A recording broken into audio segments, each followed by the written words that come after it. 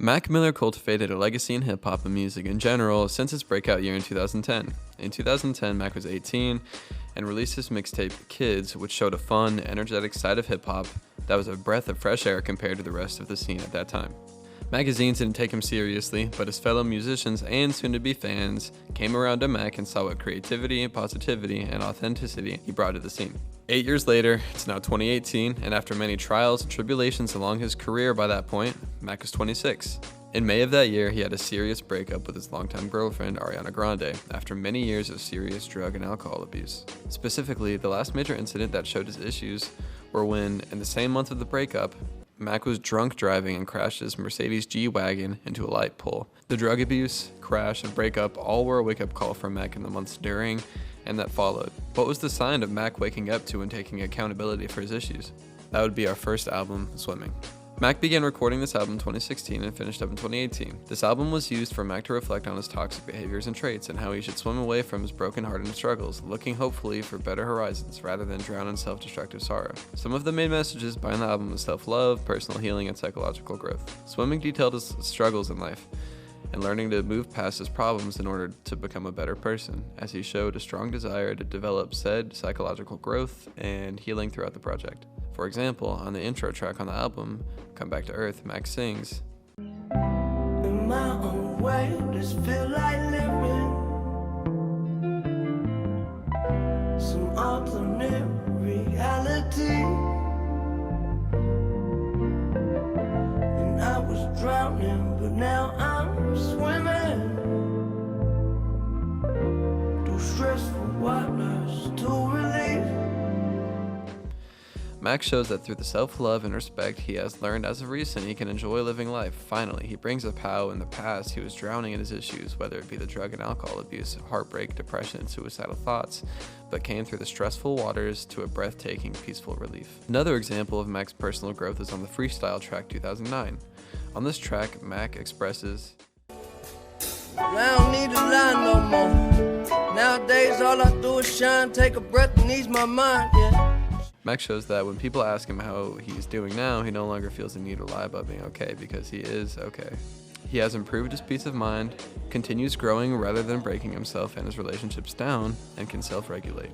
So all in all, Swimming is a wholesome, brutally honest, painful, yet at times inspiring piece of work to listen to, especially considering that, as I've alluded to, a little less than 2 months after Swimming's release, Mac died of an accidental overdose in his home, further solidifying Swimming's messages of overcoming one's naturally toxic tendencies before they take you out for good, as Mac's addictive tendency took him out, which he even predicted himself throughout his years as a musician. So, Mac died in September 2018.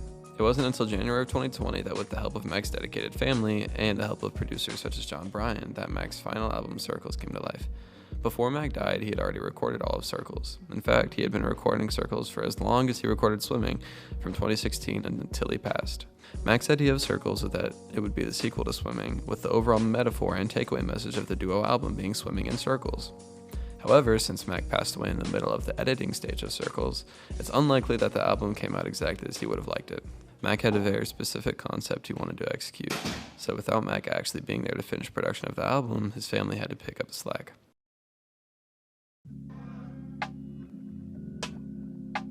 Circles was released in January of 2020, all with songs Mac had wanted to be on Circles. The album came with 12 tracks, with each song adding one piece to the overall puzzle. That puzzle, or overall meaning, is that a circle is a metaphor for the recurring problems in life. No matter how much psychological growth Mac goes through, there will always be pain and problems in his life that are outside of his control. Circles discusses that one should learn to live in peace and tranquility despite the recurring problems in life, and to live life one day, one problem at a time. Mac discusses the idea of recurrence and the reliability of life to throw curveballs your way in the title track Circles. Mac sings, I cannot be changed, I cannot be changed, no. Trust me, I've tried. I'd stand up right at the start of the line, drawing circles.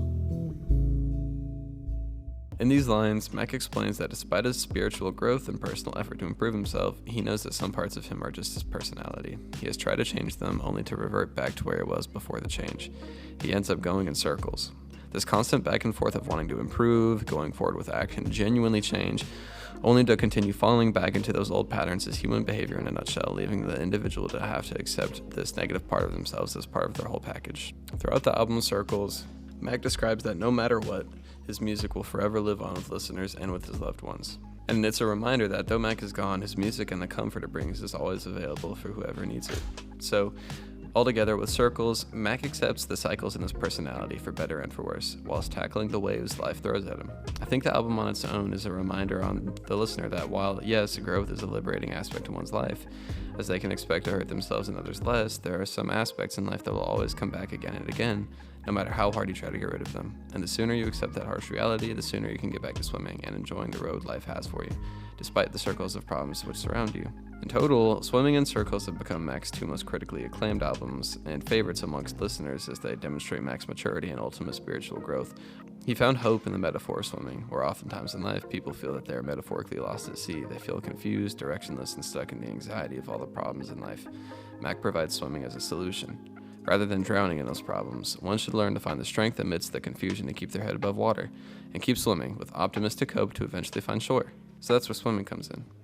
The second part of the equation, Circles, shows when Mac displays that life is a series of highs and lows. Just when one has finished swimming and has found shore, something leads them astray, only to be lost at sea again. Therefore, these two albums together, Swimming in Circles, is Mac's message to the listener to accept that in life there will always be pain and confusion. Despite the pain and confusion, however, one should find the strength to live through the dark times in order to enjoy the beautiful parts of life, even if those times are only temporary.